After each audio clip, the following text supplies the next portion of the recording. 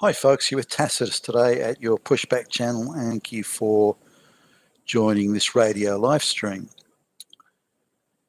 In this essay, I'd like to talk about this run of movies and TV shows and adverts, whether it be online or on cable TV or free-to-air broadcast TV channels. It doesn't matter wherever you look. It can be posters in the stores and all that sort of thing. And you're lucky now to see, this is in white countries, by the way, you're lucky now to see any white people.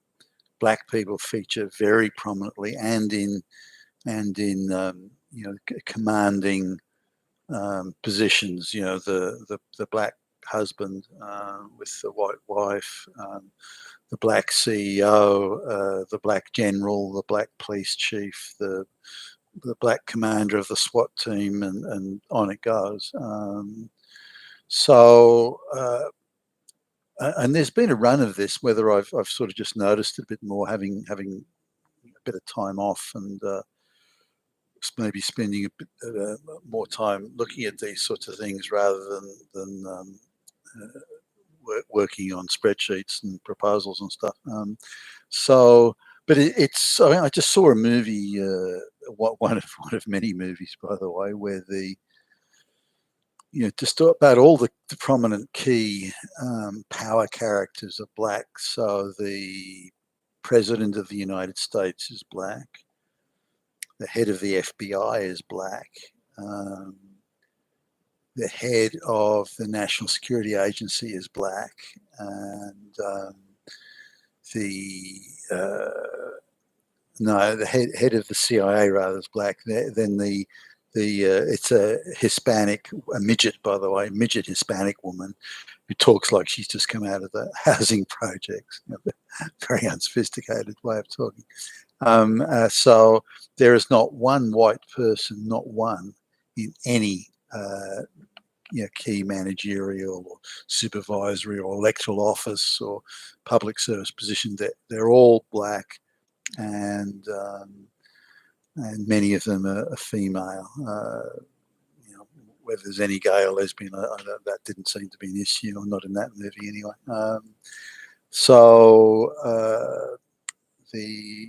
The only prominent white guys were the bad guy, the evil guy trying to take over the world and all that sort of thing. And he's evil, he's treacherous, he's double dealing, and that's a white guy. And one of the sort of junior, I don't know, Secret Service agents was a white guy, but everyone else was black or Hispanic. Now, that's obviously insane. As even though affirmative action has run rampant all through the public service, and particularly the Democrats in the US at the moment, they're doing everything they can to emulate the most woke Hollywood movie imaginable by putting transgender here and LGBTQ there. Black lesbians wherever they can. But in the real world, it's not like that. Now, if I go to as a again, as I've mentioned many times, travel the world a gazillion times over. When I'm in Japan, I expect to see Japanese people in their movies, their locally produced movies, and so on. If there's going to be people that are not Japanese, then it's within the context of the movie. For example, Japanese businessmen who are doing international deals, and they would then deal with people from other countries. So fine. That's within context. And you'd be hard pushed to find any black people in any Japanese movies and TV shows, or I guess there must be one somewhere. So I see Japanese people when there's Japanese history. I see Japanese people as their emperors and governors. That was called the shogunate in back in the day. All the key historical figures are all Japanese, which is what I'd expect. I mean, it's hardly unusual. I mean, in Japan, for goodness sakes. Now they've got a few Western people doing a few different things. For example, they had a show about rock music, and they had this red-headed, sort of almost albino, freckled guy in there talking about Western rock music and the novelty of his colouring and his look and all that sort of stuff. You can imagine why the TV execs would have landed on him. He spoke apparently quite good Japanese. Now, if I go to China, I expect to see Chinese. I don't expect the Chinese to put black people or white or anyone else in their movies. It's particularly their historical dramas and their local current affairs. Even in places like Singapore, that you'd say are very international. You look at the local shows that are made there. They feature pretty much all Chinese or local people. Same in Africa. You go to Africa and you see the shows there. They're all black people. There's other than again white people within context, but or the Chinese, if they want to sort of talk about the really bad people of history, then they'll land on white people for that. And they are quite inventive and creative in slurring the white folks, but the people in the local people, local shows are all Chinese. They don't substitute other races in there. So it's in the Western world where the globalists have the biggest and tightest control. It's in the Western world where non-white people are being inserted in all the shows, TV shows, current, anything and everything. Now, why is that? Is it to crush white society, or is it to promote equity, or what are you? Why must uniquely white societies and white societies only white societies allow themselves to have in their history have characters inserted who are black and brown and anything but white? Why is that? Why would any society want to do that to themselves? And it's other than destruction of white society and eradication of white society, humiliation of white society, detaching white society from its history and its culture, it can be the only reason. If you look at the prominent use of black people now, again in the movies, black presidents and all the key people in the government of the United States are all black. And in other movies too, like I haven't seen. I've seen one in all my time. I've seen in Australia. I've seen one black guy who was with a white girlfriend. I think they ended up getting married actually. He was a male model, good-looking guy and everything, or had been, and she was an exotic pole dancer. Very good-looking, very sexy-looking girl. Rather dim, definitely an IQ of 90 tops for her, but they got together and well done. But I haven't seen any other. Now I'm sure they exist, but I haven't seen them or heard of them. Certainly not in Australia. And I've been to the United States many times, and it was so rare to see a black. Black and white person as boyfriend girlfriend, that it was a head turning event, even in cities that had a lot of black people in it. So it was clearly rare in the United States. Not that it didn't happen. Now you'd see things like somebody who was maybe a quarter black, they're still swarthy, still had that sort of hair, but they were so pale in complexion and so on that you'd sort of have to look twice before you'd notice that they were probably a percentage black, a quarter or something like that. So it's rare, no matter. Now, outside of affirmative action, there'd be a minuscule proportion of black people in managerial roles, and they're used to say in Congress or places like that. Black people are used to sit in, to be the candidates in areas that are majority black. So and that's understandable, I guess. Although they could pick some better quality candidates, and some of them are moronic. But anyway, now, if you look at sort of black people in proportion of the world's population, depending on whether you you look at sort of people that are 50% or more black, but so there's a bit of a debate around there. But it's about 15% of the world's population. Now, some people say it's as high as 18%, and maybe it is, but assuming somewhere between 15 and 18% of the world's total population are black people, or the wider black diaspora, which would include not only people in Africa, but African Americans, for example, or Afro-Caribbeans, Afro-Brazilians, and so on. So now, if we look at the purchasing power in world terms, the purchasing power of well, just before even getting to that, so we're looking at 1 in 6.5 people is black. Yet in the movies and the adverts that certainly I'm seeing, that it's just shy of 50% black.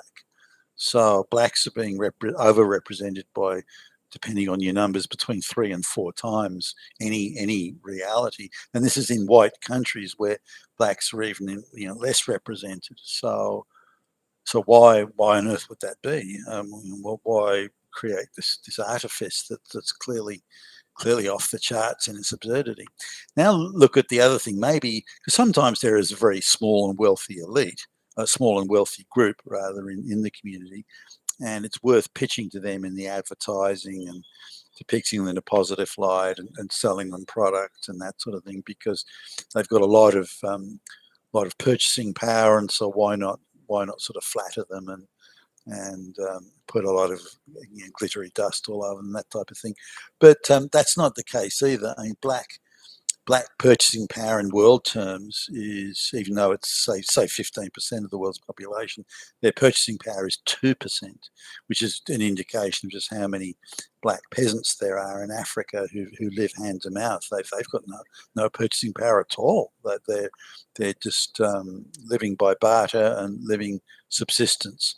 So 2%. Now, if you take off, say, the welfare payments that are paid to African Americans as an example, and then the handouts that are given by organisations like the United Nations to all these basket case African countries, and there's plenty of them, then a black purchaser, in world terms, black purchasing power falls to sort of 1% or even a little bit less.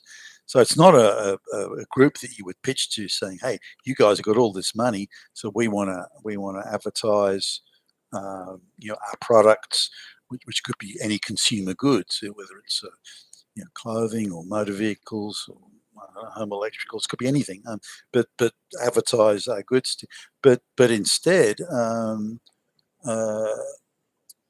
the advertising to this group that is small by world standards, smaller again in the Western world, and has very limited purchasing power. They're being pitched to as if they were the biggest and richest group in the world, and they're clearly not. So this advertising is pitching at a complete fantasy world, a world that doesn't exist. So why exactly are they doing it? Other than the denigration and the humiliation and the crushing of white society, I can see no point to it. It doesn't make sense, economically or demographically. It makes no sense at all, other than to crush and humiliate white society. This was one of the things that the Soviets did, or any of the communist countries, Pol Pot and so on, is they don't just want to people that they disapprove, they don't like, people that aren't communists, or people that are seen as obstacles to the society the communists want to create, or in this case the globalists. They don't just want to get you out of the way. They want to have an absolute crushing humiliation. So, prison, they throw you in prison. For example, in Cambodia, if you wore glasses for reading, it was deemed that made you potentially intellectual. And intellectuals, in their view, were more likely to ask difficult questions and less likely to go along with the communist program. So they would put these people in prison, but they would make sure the prison guards were mentally retarded people or children. So these people that may or may not, by the way, have viewed themselves as being the intellectual class or at the apex of society, as in, their capacity for hard work or their abilities, their education, and so on. They say, okay, well, we're going to humiliate you to the maximum. So we're going to pick the lowest, in social power and capability terms, we're going to pick the lowest people in the community, and we're going to put them in charge of you. So that's the maximum humiliation, crushing humiliation. And so there'd be things like children prison guards, children courts would be convened where children judges would be in judgment of some and these sort of things, an absolute reign of terror in that sense. So I see this, what's happening at the moment is an approximation of that. Maybe it hasn't got to that extent, although I think it might. But it hasn't got to that extent yet. But this is the purpose of it. Now, the all these adverts of these incredibly good-looking black people, particularly black men, usually with unattractive white wives, strangely enough. But these, I've never seen, they must exist in the modelling agencies, but I've never seen black men who are that urbane, that well dressed, that cultured, that sophisticated. Never once. And I've done a lot of traveling and spoken to a lot of black people. Never once have I come across those people. So other than the fantasy world of the globalists and for the purposes they're using these black people, this world just doesn't exist. I don't even know if the globalists are genuinely trying to create it. I think the black people are only useful as crushing devices for white society. I think once the globalists are satisfied that the white working and middle class have been crushed, they'll discard the black people as being nothing but the shit on their shoes. I don't think that time's that far away. You've been with Tacitus today at your Pushback channel, and thank you for listening.